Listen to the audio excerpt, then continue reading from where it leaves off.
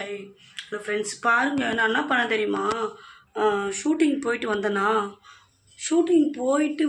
வேடிக்கையாலும் ஒரு 2 மணிக்கு வந்தேன். இது சிலாப் மேலே என்னமோ உட்காந்து இருந்துச்சா, என்னதுன்னு சொல்லிட்டு எட்டி பார்த்தேன்னா பார்த்தா புறா உட்காந்துருக்குது. இந்த ஜன்னல் உள்ள வந்துட்டு பாருங்க, இந்த புறா வந்து இந்த கூண்டு கட்டி இந்த வீட்டுக்குள்ளே பாருங்கள், இந்த கூண்டு கட்டி முட்டையிட்டு இருக்குது. இப்படி பண்ணியிருக்குது. அப்புறம் அடித்து வெளியே துரத்தி விட்டேன். சிலாப்பில் போயிட்டு கூண்டு கட்டி முட்டையிட்டு இருக்குது அது.